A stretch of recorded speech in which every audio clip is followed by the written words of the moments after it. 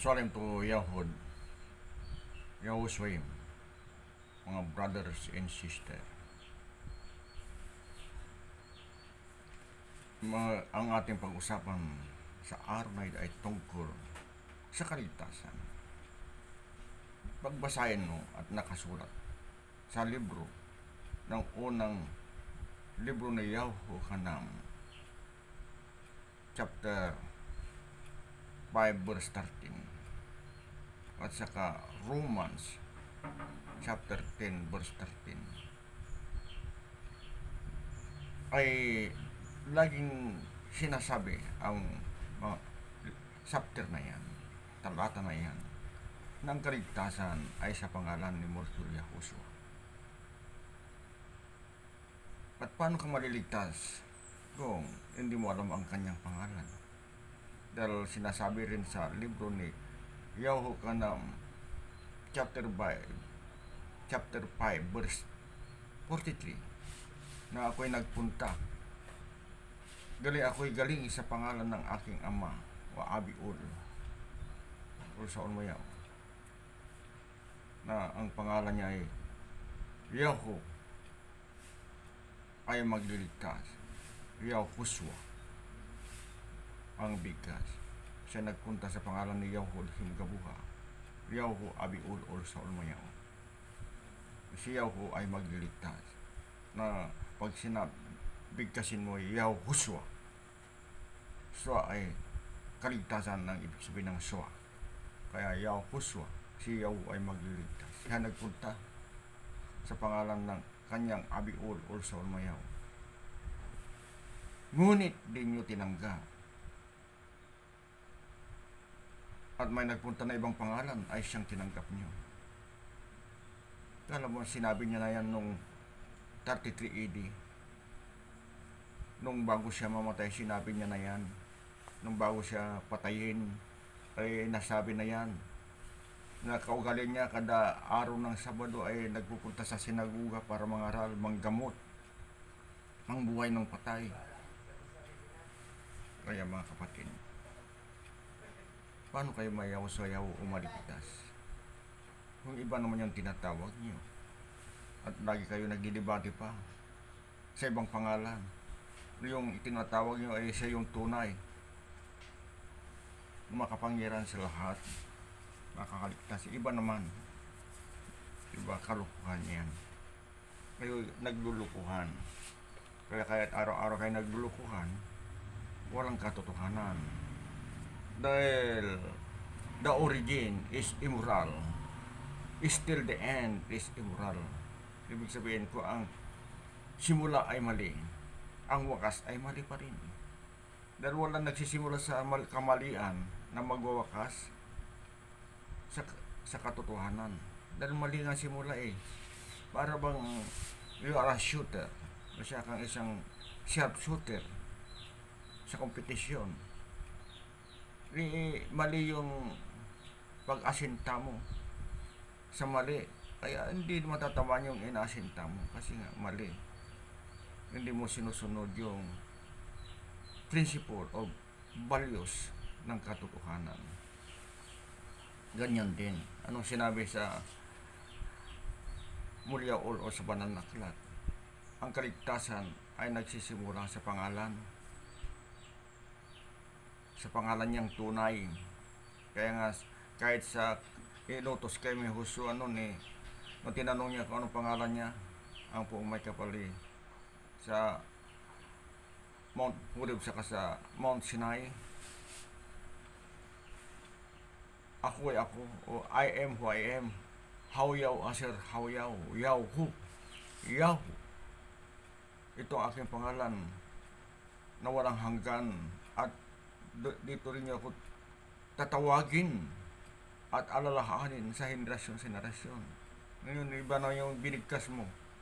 Gumawa ka na ng sarili mong pag-intindi. Hindi ko naintindihan dahil salitang Hebreo. Ang gusto kong intindihin ay salitang Romano at saka salitang Kastila.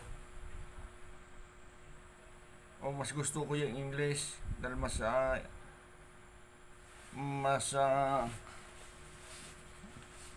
maganda English, special. Yan ang tinatag na colonial mentality. Kaya nga inulit na nakasulat sa Mulyaw Ulo sa Kasbanam na Aklat na ang pag-ibanghilyo sa kaligtasan sa kanyang pangalan ay nagsisimula sa mga Yahudim at sa Jerusalem na tinatawag na Jerusalem o Jerusalem. Dahil yung Jerusalem ay maling pagbigkas. Dahil J, hindi na sinasagisag ang pangalan ni Yahuwah kasi J.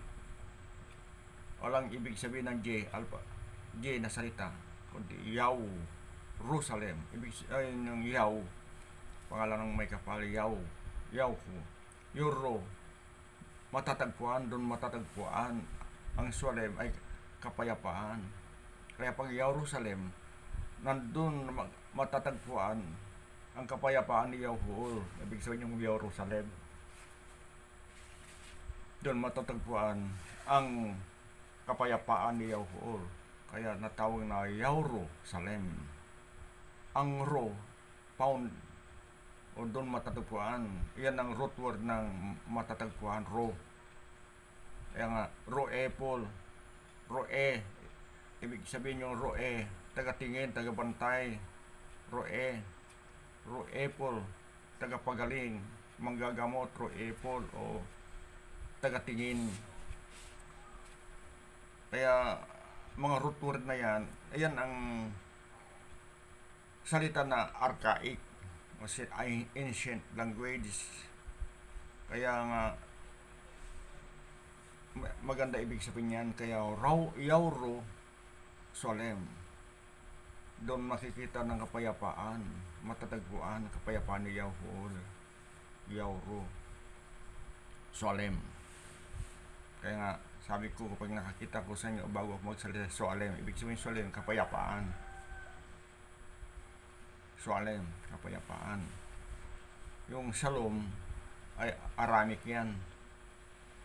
Kaya ang ginagamit ng pagsulat sa Mulyaw noong unang panahon ay puro archaic o ancient Hebrew o Hebrew na salita na ginagamit ng mga sinaunang tao. Sina Abraham,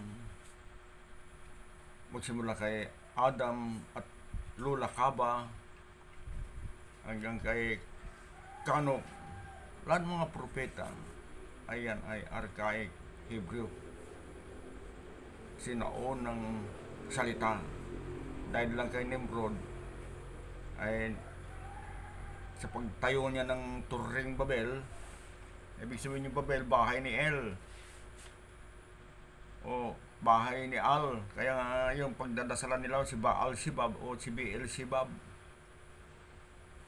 ayan ay ayaw ng Yahuwah na itawag sa kanya El at saka Al, kundi All.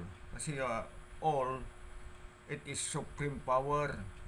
Kahit man i-English mo yung All ay everything, ibig sabihin yan. Pag sa ating Pilipino, All, ulo. Kaya nga sinabi, matatanda nun ulo, tinuturo yung ulo. Ibig sabihin, remember yung all, kasi itong ulo, remember that, all.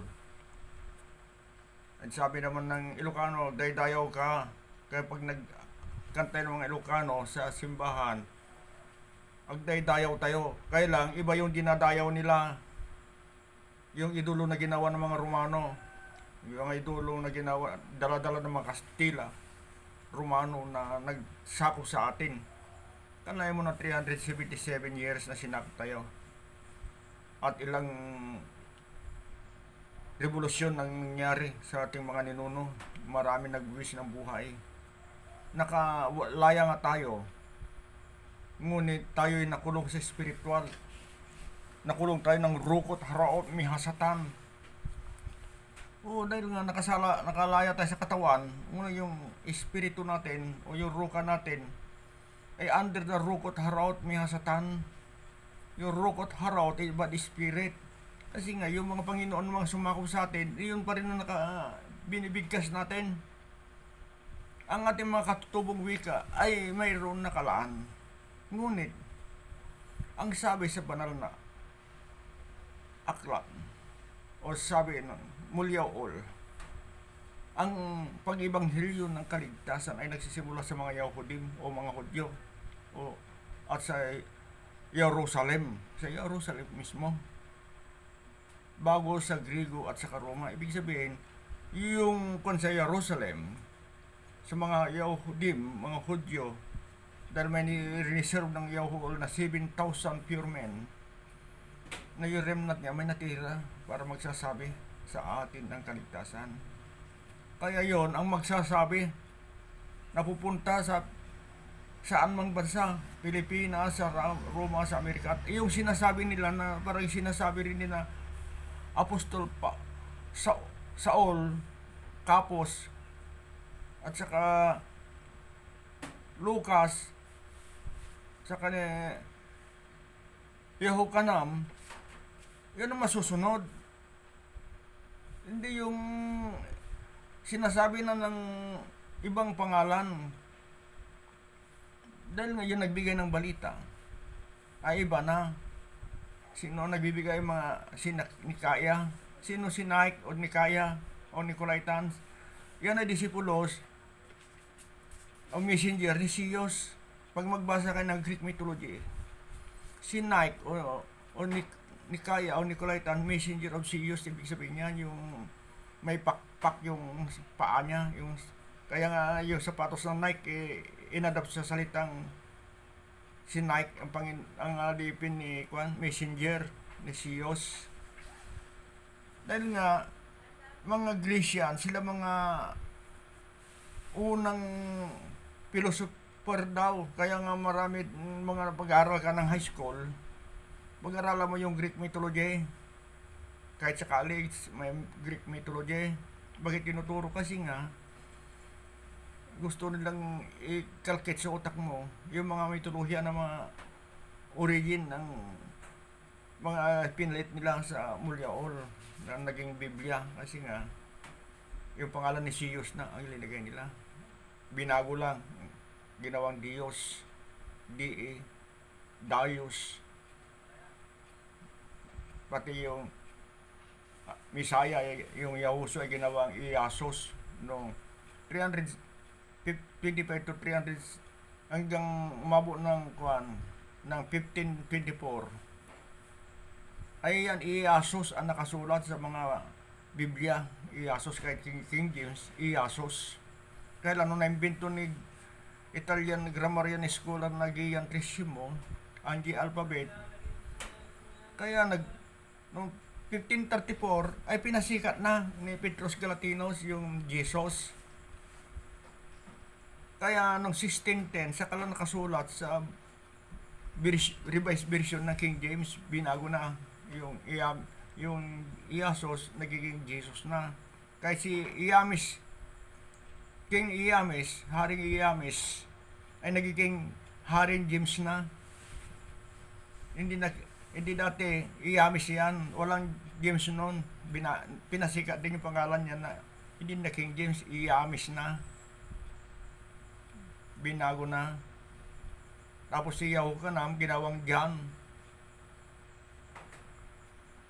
Binago na nila lahat. Tapos si Yehuda Iscariot ginawang Judas. Ang daming mga binago. Di ba si Yehudas eh walang problema kahit anong palitan mo yan dahil nagbigti yan nung ipinagpakunulo niya ang Misaya, ang Mulkul Yahushua. Kaya kahit anong ipalit mo yan dahil hindi naman sagrado yung pangalan niya, ang masamang palitan mo ay sagradong pangalan. Tulad ni Yehokanam, pinalitan mo nandyan. Alam mo ba kung ano ibig sabihin niya Yehokanam? Si Yahu is gracious. Ang ibig sabihin, Yahu ay mapagbigay, kaya nga Yehokanam pangalan ng apostolis. Mga pangalan nila iyon ang ipinigay. Kaya ako nung nagpabutis po rin ako sa Ukulyaw Huswa, Ukulyaw, ang bautismo sa akin ay Yahusuwa kay Ulmaw. Mayroon akong account yan na Yahusuwa kay Ulmaw. Ngunit blinak na nila, pinatay na yung account ko na yan dahil nga sinasabi ko yung pangalan ni Yahoo.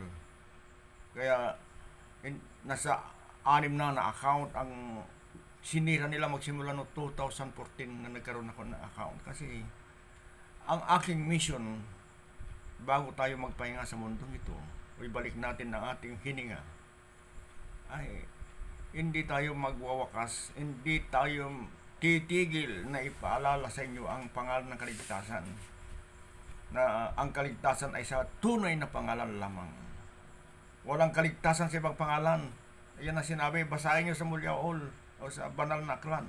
Walang ibang pangalan na makakaligtas kundi yung ibinigay sa silong ng langit na kasulat sa Gawa chapter 14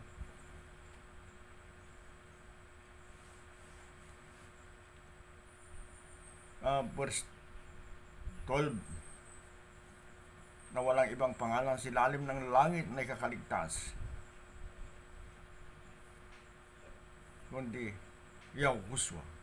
Kasi nga Yahushua, ibig sabihin niya na si Yahoo ay magliligtas. Yahushua, Holmios ka, that will give life. Yung Mihos ka, he give life. Kaya ganda yung pangalan niya nga the greatest of all names, Yahushua Holmiskay.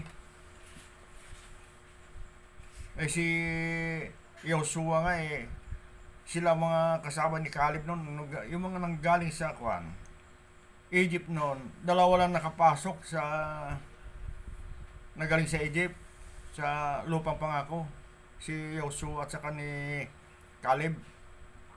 Ngayon, nung kinopya na nila, binago na yung pangalan ni Yoshua, ginawang Joshua na. Di ba puro kabalbala niya? Yung Yoshua ay salvation from the name of Yahoo, Yoshua. Ngayon, pinalitan ng Joshua. Wala na. Dahil lang, pag hindi mo sinulat yan, bigkasin lang Joshua, si Diyos ang binibigkas na yan. Diyos, the origin is Diyos. Kaya, how foolish people you are believing the invented names that pretending that can save you. Ano kung maliligtas yung sinabi na nga sa Mulyaol na walang ibang pangalan na nakakaligtas na binigay sa ilalim ng langit, nakasurat sa Gawa. Ngayon naniniwala ka pa rin. Di ba kabulagstugan yan na wala na ibang pangalan? Kaya nakasulat yan sa Gawa chapter 4 verse 12 na walang ibang pangalan sa ilalim ng langit na nakakaligtas kundi Yahushua. At sabi niya sa Exodus chapter 3 verse 15, Yahoo, this is my name forever, by which being called and remembered generation to generation. Yun ang sinabi doon na binigay. Yahoo ang aking pangalan na hanggang walang hanggan, forever, na dito niya ako tatawagin at laging alalahanin sa generasyon. Iba na, itinaslit mo dahil di mo maintindihan nga yung Hebrew. Hindi, ang maintindihan mo yung Kastila at saka Romano. Di ba kabaliwan yun, mga kapatid? Huwag kayong magiging malilinlang sa kasukla-suklam na pagkakawala. Wala pa kasukla-suklam yan nga dahil sinabi na nga na wala nang ibang pangalan na kinakaligtas, nakasulat sa Gawa. Kung ano binigay sa ilalim ng langit sa mga Yahudim, ayon ang katotohanan. Bakit?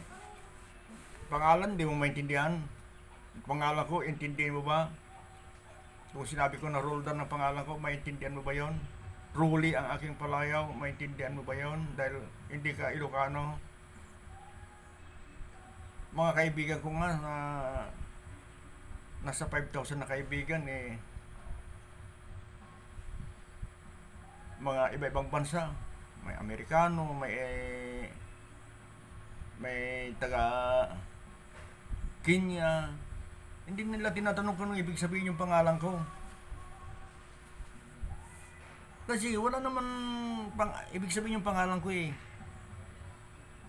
Ngunit buti ang pangalan ng Yahuol eh, may ibig sabihin. May pangalan Mulkil Yahuso, may ibig sabihin yan.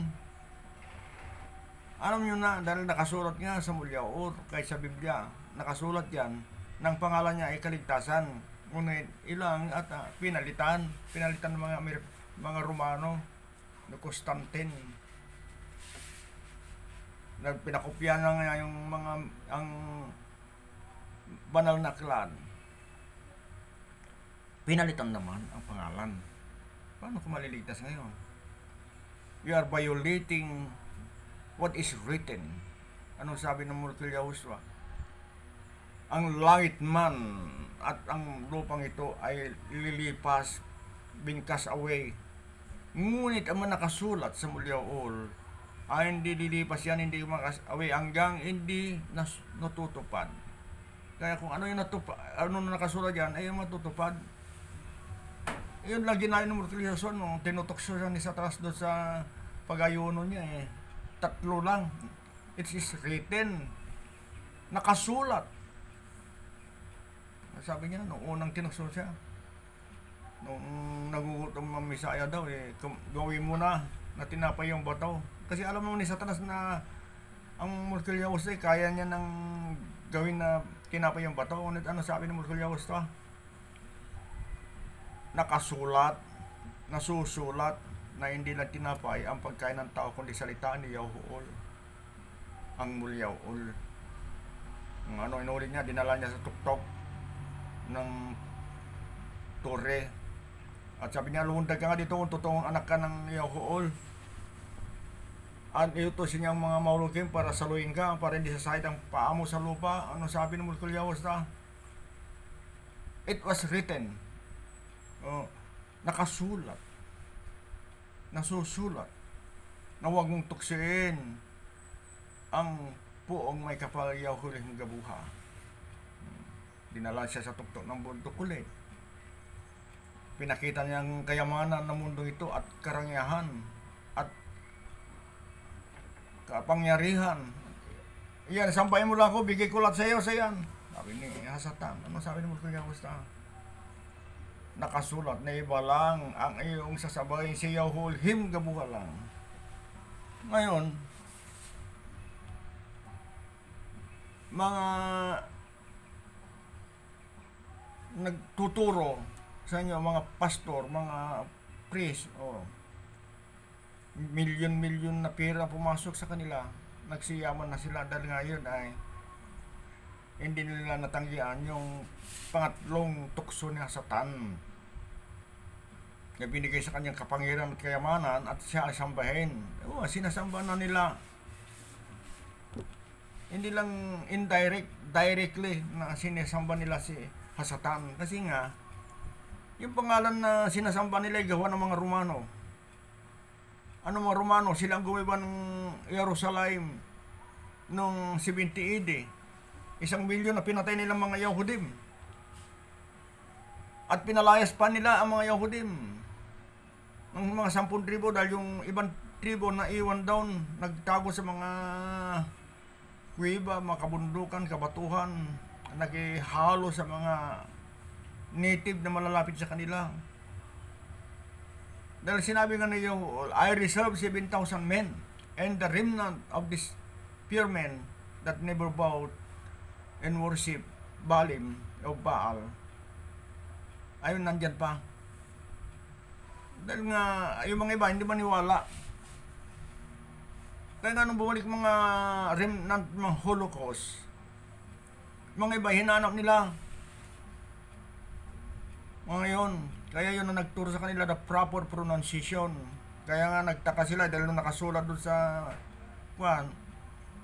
yung salukan ng tubig nung nakinom ang Misaya sa babae, eh tinadak pala doon ng pangalan, kaya hindi nila mabasa yon dahil yung Aramic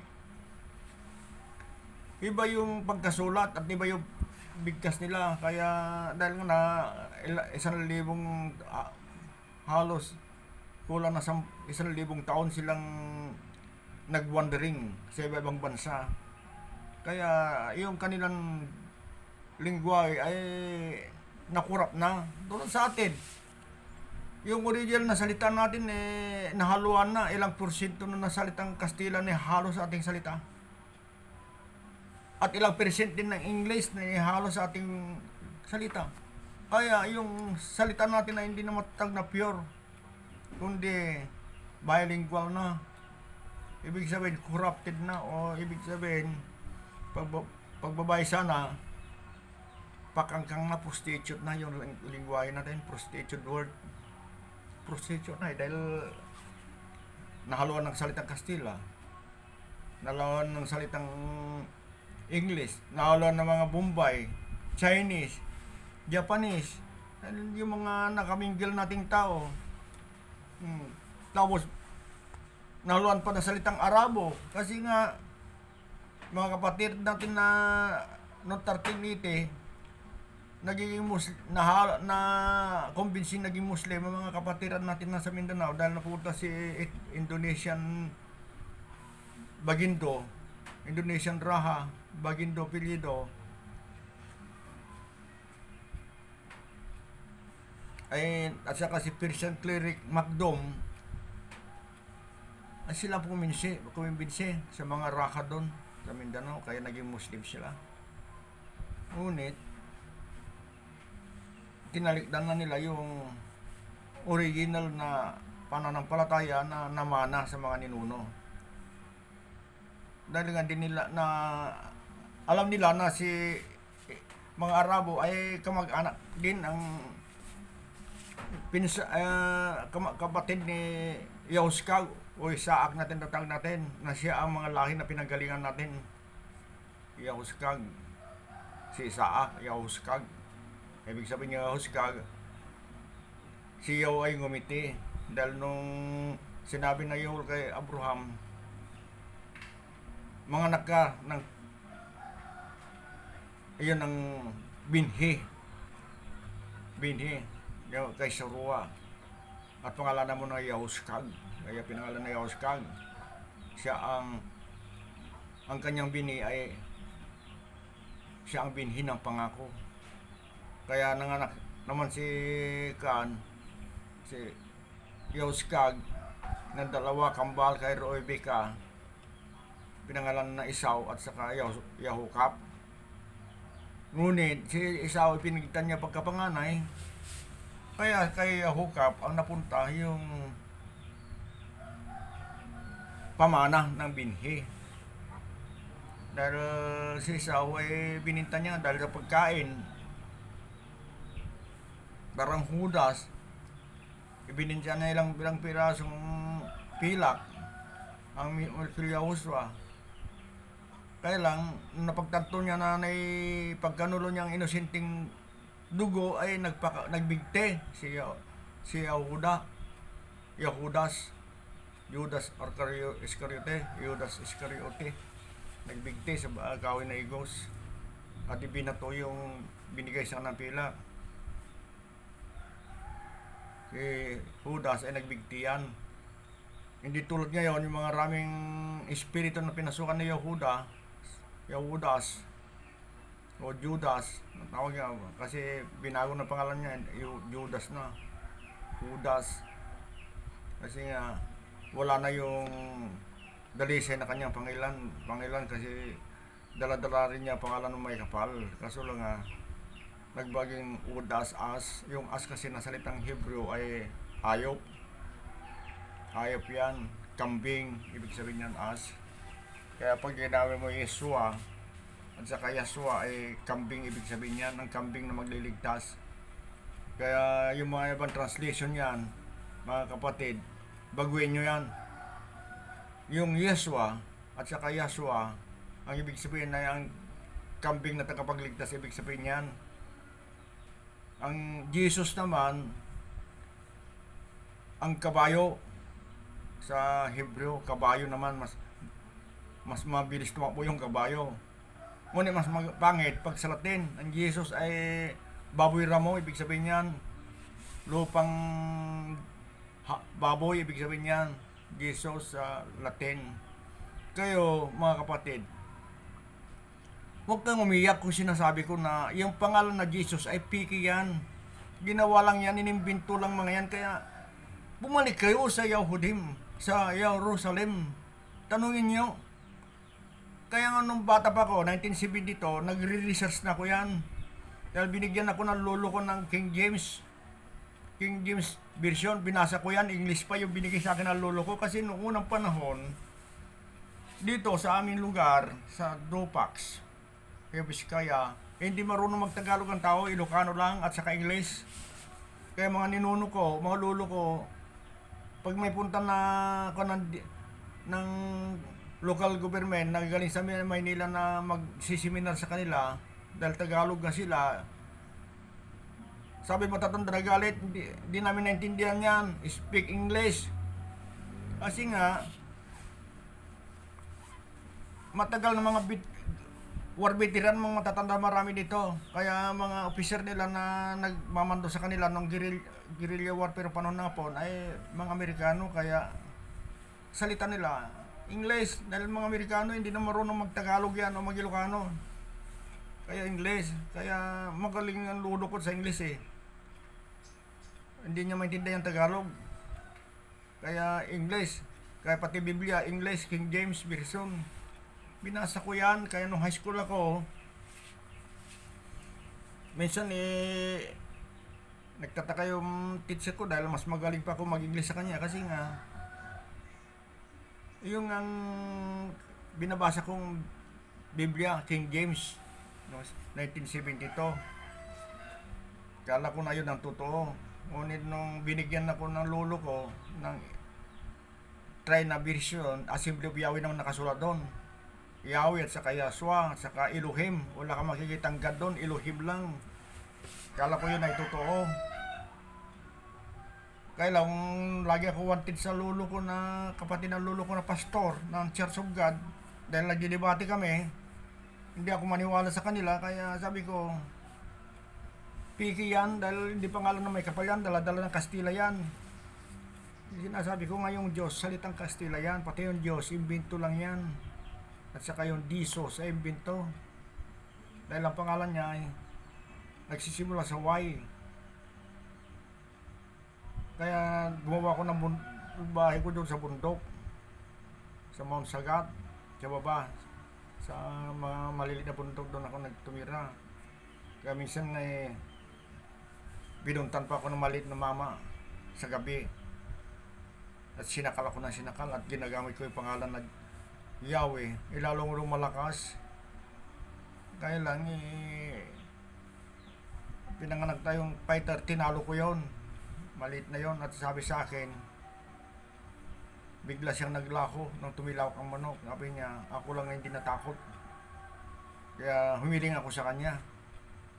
At ang hiniling ko sa kanya ay katalinuhan. At hindi malayo sa mga kapamakan. Kaya nga marami akong disgrasya, hindi ako namatay-matay. Kinagat pa ako ng ahas noong 1986. Napakon ko yung ahas dito sa aking kanan na paa. Hindi ko pinatawak. Sabi nung pangatlong araw, sabi ng father ko, bakit mo di pinatawak? Paano kung namatay ka? Sabi ko, nabasa ko sa Biblia, dalawang Biblia na nabasa ko, King James at saka Trina, na pag may pananampalataya ka, kahit sino makakagat sa'yo o makainom ka na lason, hindi ka namamatay. Hindi nga ako namatay. Ang kapatid ko si Beck, yan, nakakita yan. Mga natakot siya nun Kaya lang, dito sa may paa ko, may naman taltot ko lang sinugat at lininisan ng alcohol sa agwa sinada. Tapos linagyan ko ng dinikdik na bawang buhay pa ako hanggang ngayon. Dahil nga, hindi pa ako nakalista sa listahan ni kamatayan. Dahil may bagong panganak matay, kasi nga nakalista na yon. At yan ang destiny. Yung tinatawag predestination. Kaya nga sabi ng Kwan niya, Haring Hezekiah o si Kusugyaho, Kusugyawan tawag sa kanya, hindi, ginawalan na Hezekiah, si Kusugyaho, pinatawag niya si propeta. Sabi niya, propeta, ito na araw ng iyong kamatayan na nakasulat sa iyong kapalaran. Sabi niya kay Hari Kusugyaho. Umiyak si Kusugyaho at nagdasal kay Yahuwah kabuga. At nung narinig ng Yahuwah ang kanyang pag-iyak at pagsusumamo, ay dinagdagan siya ng 10 taon. Kaya ibig sabihin, natin mga kapalaran, pag humingi tayo kay Yahuwah, ayan ay parang parang tornilyo na nakahigpit. Pwede niyang luluwagan yan. Yan. It can change your fortune. Kaya mga kapatid, basta may pananampalataya ka. Paano ka manampalataya? Hindi mo pa nga alam yung pangalan. Sinasabi ko na yung pangalan, ayaw paniwalaan. Ayaw mo naman nagtawan sa Jerusalem. Dahil naniwala ka sa mga heresy. Ano yung heresy? Noong 33 AD, namatay ang Mordecai, no, 70 AD, pinalaki sa mga Yahudim. Ha? Ngayon, nung naimbento yung Christianity, nung 325 to 327, yan ang kanya. Dahil wala namang exact na may nang inimbento yung Christianity. Alam mo yun, ilang daang taon na yung bali-balita yan na palipat-lipat, kaya nabago yung pangalan. Dahil nga sabi ng Kwan, hindi namin maintindihan yung Yahushua at saka Yahu. Dito Siyos ang Panginoon namin dito sa iglesia. Sabi naman mga Romano at saka Egyptian, hindi, si Serapis yan, Serapis Christos o si Jupiter yan. Yan ang translation yan. Isa lang yan. Yun ang kanilang heresy. Kaya nagiging ganun ang translation nila. Kahit nababasa nila yung sinasabi sa 10 utos na don't take my name into note, o huwag kang alisin ang aking pangalan na walang kabuluhan, inalis nyo, pinalitan nyo dahil hindi nyo maintindihan yung salitang Hebrew. Nung pinalitan ng mga Romano, naintindihan nyo. How foolish, diba? Kabaliwan yun. Kaya huwag kayo magagalit dahil sinasabi kong katotohanan.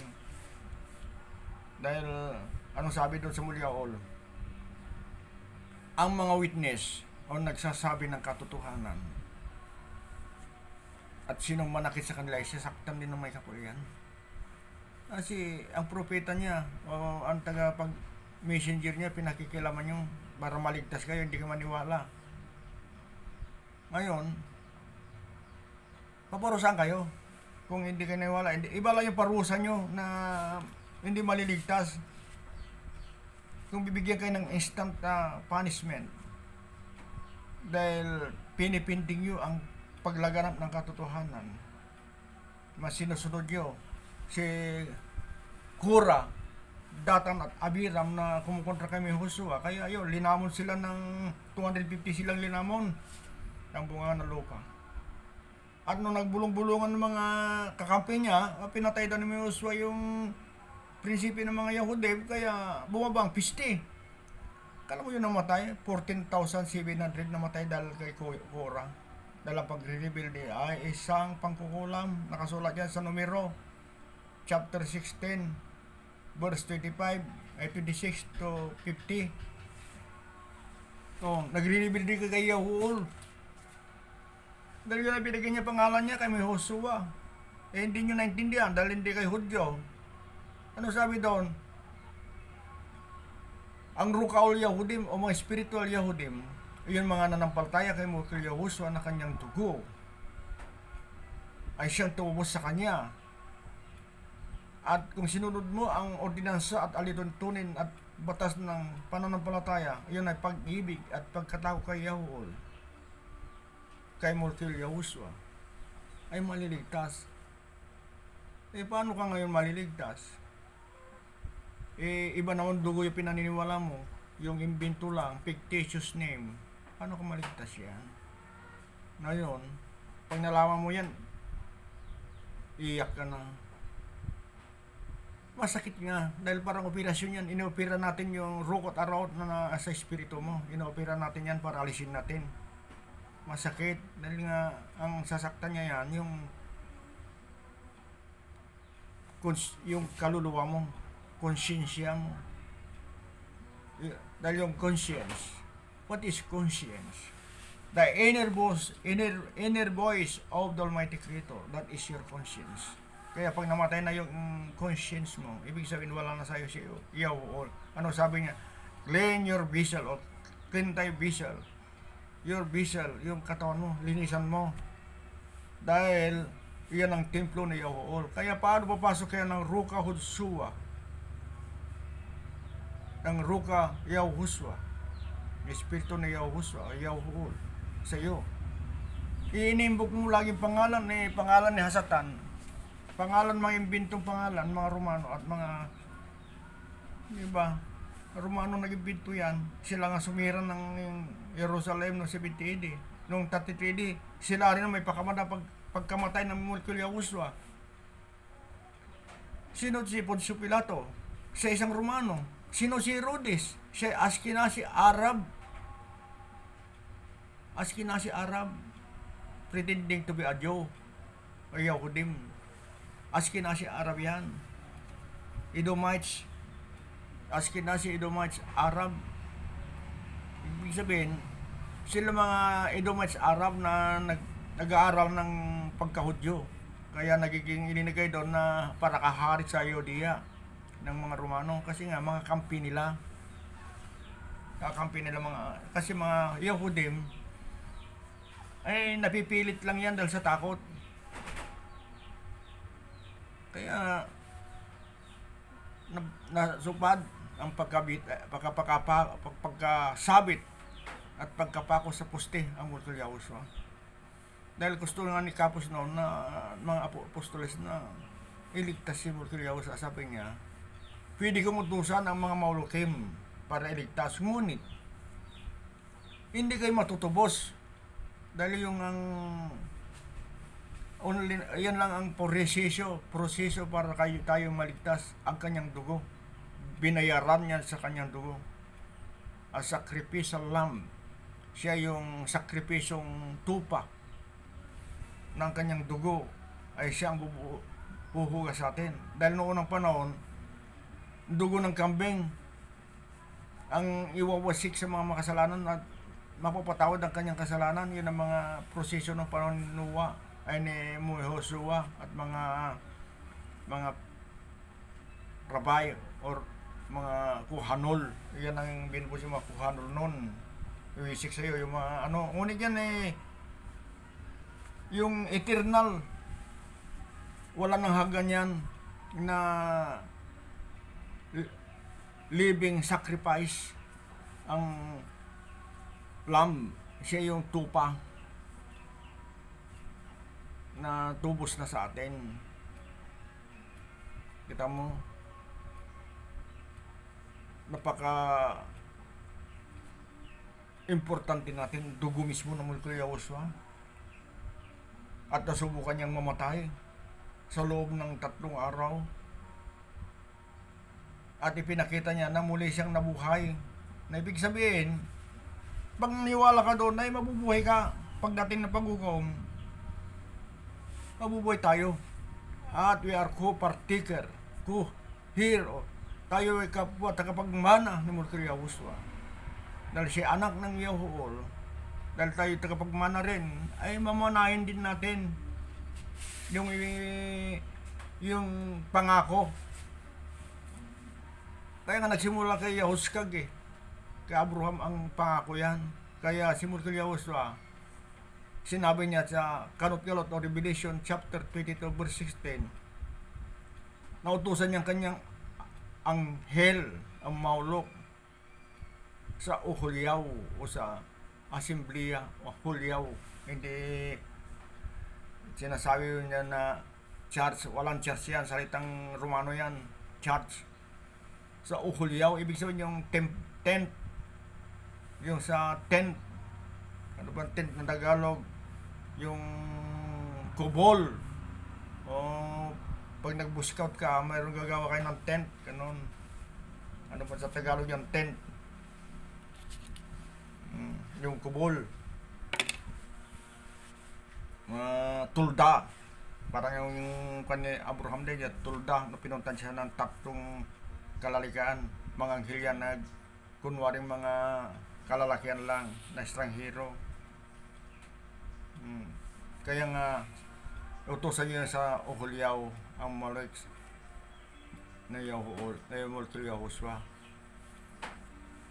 na siya ang root, ang kanyang root at offspring ni Daud, at siya yung maliwanag o nagniningning na tala sa umaga, the bright morning star. Siya yung the root and offspring of Daud, the bright and the morning star. Siya yun, morning star. Ngunit sa Yosua o Isaiah chapter 14:12, ano kalagay doon? O Lucifer, the fallen star, the son of the morning star. So Lucifer, anak lang. Ibig sabihin yung anak, hindi anak na pinanganak, yan ay figurative yan, o figurative speaking na anak. Ibig sabihin parang salingkit lang yan, anak-anakan lang. Dalang morning star, na bright morning star sa Revelation chapter 22 verse 16 ay ang Mulkil Yahushua. Siya yung nagniningning na tala sa umaga. Ngunit si Lucifer man sa Yosua chapter 14 verse 12, siya the son of morning star. Son lang, anak-anakan lang. Kaya nagpapanggap nga masa yung Misaya o yung tagapagligtas, yung naimbento ni Constantine, si Lucifer yun. Kaya kahit computin nyo yan sa yung libigay sa Kanut-Galot chapter 13 verse 18, those who has wisdom know the number of the beast. It is a name of men, pangalan ng lalaki, at ang numero niya ay 666. Tapos ngayon, mga iba naman na misleading tao, mga inutusan ni Satanas, may darating na microchip, itatatak sa'yo, yun ang 666. Yung hindi man mamaniwala, di nakakabili na. That is heresy. Dahil nung ninimbento na yung Christianity, doon nagsimula yung mark of the beast. Maraming pinagpapatay ng Roman Catholic noon. Ilan Protestant? Basahin nyo sa history, 50 million Protestant pinagpapatayan. Kaya doon nga nagtago si Martin Luther doon sa itinawag ni King James, si Martin Luther. Kaya yung dala-dala niyang doon sinulat din yung King James Version. Yun ang mga kanan Martin Luther. Hindi tumigil ang mga Roman Catholic na maraming pinatay. Buti na lang nung panahon na nagkaroon tayo ng independence noong 1898, ang ating batas ay photocopy ng batas ng Amerika. Kaya nagawa yung batas na there's no law that abridges the right of religion. Yan ang nakalagay doon sa batas natin. Kaya noon, hindi na, kahit man majority ng religion dito ay Roman Catholic, dahil batas na natin na no law that can abridge the right of religion. Yan ay nakalagay sa constitution natin. Kaya doon na nanghina ang Roman Catholic. Kaya doon na dumami ng religion sa Pilipinas. May Iglesia ni Cristo, may El Shaddai, may kung ano na. Kasi nagkaroon tayo ng batas na there's no law that can abridge the right of religion. Nagkaroon tayo ng batas na. Kaya lalo nung nakuha natin ng final independence nung panahon ng 1945, gawa na natin, na-drop na pirmi yung constitution natin. Kaya there's no law that can abridge the right of religion. Kaya lang, you must be responsible kung ano yung right mo. You must be responsible. What is your religion? Kasi nga, kahit ma-religion mo ay maniniwala ka sa pagong na yun ang Panginoon mo, maniniwala ka sa baka, parang Hinduism, maniwala ka kay Buddha, maniwala ka kay Confucius, yun sa may kapal mo ng pananagutan. Dahil anong sinabi niya kay Moises nun? Lanos mo ba kay mulok? Ay patayin. Isabit nyo sa iyong balakang ang iyong espada at patayin lahat na sumamba kay mulok. Ilang namatay nun na sumamba kay mulok? Basahin nyo sa libro, hanapin nyo sa Google kung ilang mga sumamba kay mulok, ilan ang pinapatay ni Joshua. Yun na sumamba. Buti yung nag-reveal din nun na kumasama kay Kura ay 250 yung namatay na linamon ng lukuan. Yan ang may kapal na nagparusa. At saka yung nagbulong-bulungan labang kami Joshua dahil nga pinatay daw niya yung prinsipe ng mga Yahudi na 250, bumabang piste, kaya 14,700. Kala mo yung 600,000 na galing sa Egypt, dalawa lang na pahintulutan na pumasok sa lupang pangako, kasaba ang mga pinanganak sa ilang. Ilang taon sila sa ilang?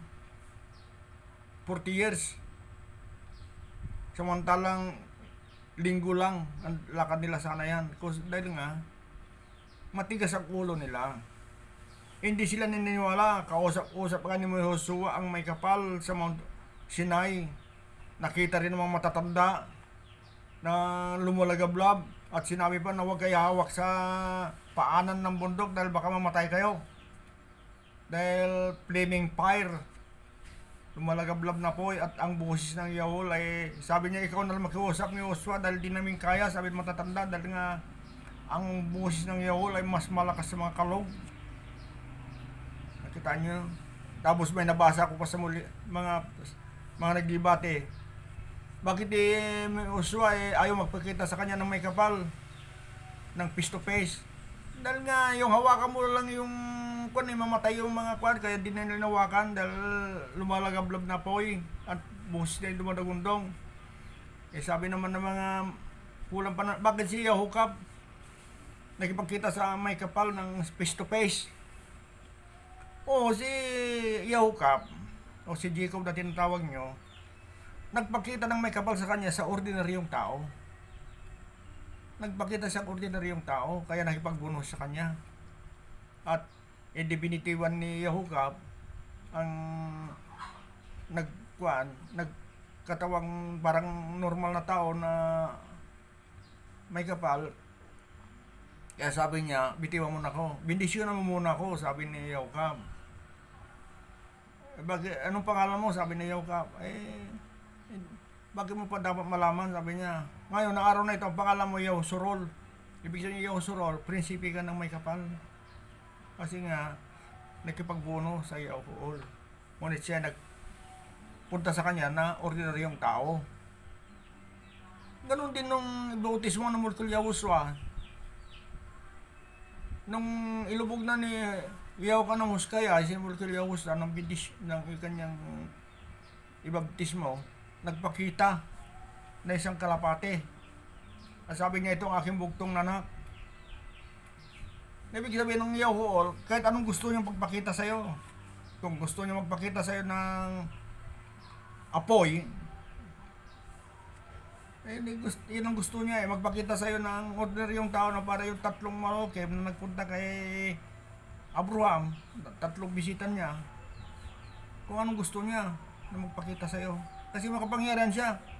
He has the power.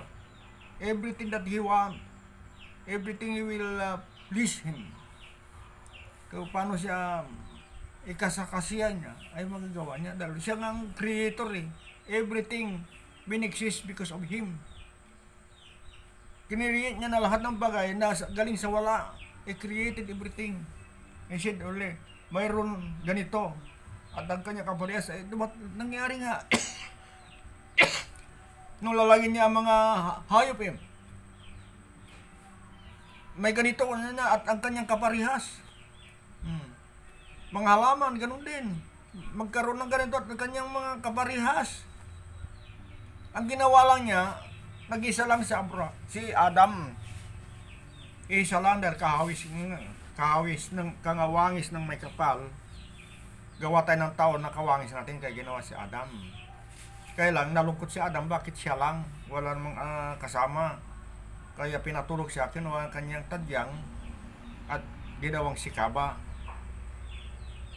Mabig sabihin yung Kaba, yun ang tinatawag yung iba, Kaba. Ginawa siyang si Kaba. Ayan, kaya nagkaroon ng asawa. Natuwa si Adam dahil nakita niya si Kaba. Kaya lang, sabi ng Yahweh sa kanila, huwag niyong kakainin yung kahoy na nasa gitna dahil yung kahoy na yun, yung bunga niyan, ay kaalaman ng katalinuhan ng masama at mabuti. Ngunit ang serpente, kaya ahas, ang matandang ahas, sabi niya kay Kaba, kainin mo yan, kainin niyo yan dahil magiging para kay may kapal. Pagkainin namin yun, mamatay kami. Hindi. Magiging katulad yan ng may kapal. Kaya nung kinain na Adam at Kaba yan, nabuksan ang kanilang mata at nakita nila sila'y hubad. Kaya gumawa sila ng dahon ng igos na damit. Kaya nung bumaba ng purong may kapal, siya huling kabuha. Nasaan kayo? Nagtago sila ka dahil hubad yan sila eh. Nag-agos lang dawalan ng igos yung tinakip nila sa katawan nila. Kaya, ang may kapal ang unang gumawa ng damit ng tao. Yan ang balat ng hayop na ginawa nilang damit sa kanila. At dahil nagkasala sila, at sabi ng may Yahweh, ang tao ay katulad na natin ng matalino, kaya binigyan lang sila ng isang araw na buhay. Kaya ang isang araw ng may kapal ay 1,000 taon. Kaya nung nabuhay si Adam at si Eva ay nasa 900 plus. Kulang-kulang na isang araw ng may kapal. Kaya itong minsan nakita ko sa Facebook bago ko mag-open na mga ETA daw ay 30 years.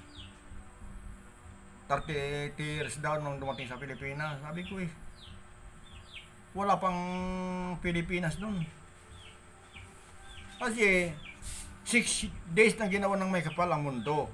6 days. I mean 6,000 years. Equivalent of 1,000 years per day ang may kapal. 6,000 years. Yun ang ika-6 na araw yung nagawa si Adam at Kaba. At magsimula kay Adam sa Murkel Yahweh ay 6,000 years. Therefore, nung panahon ng Murkel Yahweh ay 6,000 years magsimula kay Adam. Kaya nasa 12,000 mula ng Murkel Yahweh. Nung namatay ang Murkel Yahweh ay 33 AD. Ngayon, 2024. Ibig sabihin, plus 2,000. Kaya ibig sabihin, more or less, 14,000 years parang ang mundo. Ngayon, gagawin mo ng 30,000. Tapos may nakita siyang fossil, 300 million years. Yan ay kataliyon ng mga Nephilims. The Nephilims ay linilin lang ang tao. Gumagawa sila ng science. Ay ang sabi ng matanda nun anong science yan? Sayang. Ibig sabihin yung sayang sa lito useless. Sayang. Sayang test. Kasi nga dinidisip ang tao para mawalang tiwala na sa Yahweh. Kaya nga nagkakaroon na sila mga scientists mga nebular system, evolution, kung ano-ano yung mga ginagawa nila na nanggaling ang tao sa amoeba. Nung high school kami, nag-experiment kami ng amoeba. Tapos yung mga dahil million years daw, yung mga buot ng lupa doon sa tubig naging isda, iba-ibang klaseng isda. Dito naman naglakad-lakad, may naging unggoy, may naging hayop. Sabi ko, sa teacher ko noon, ma'am, I refute that explanation. Why, Mr. Badel? Sabi ng teacher ko. Dahil according to anthropology, different species cannot mix together. Kung yan ang conclusion yun, nagsimula tayo sa amoeba, yung mga amag, ubuot. Therefore, dapat isa lang species natin. Bakit dumami na ng species? Bakit yung mga unggoy hanggang ngayon, unggoy pa rin sila? If there is a law of evolution, kaya mga kapatid, science is the invention of Satan, only films. Kaya maniwala kayo hindi, you must stick in the proper name of Yahweh so that He will give you the Ruka Hudsuwa Kukmawa, the knowledge of truth. So, beloved brother and sister, magandang araw sa inyo lahat. Yung kanang miyaw sky, Ruka yaw hus, also ang gol murul marure, polmos yaw hus, polmos sky, amnam. Haulo ya sa bulyaw, gabo ramay yakan na sa bulyaw, udayaw amnam.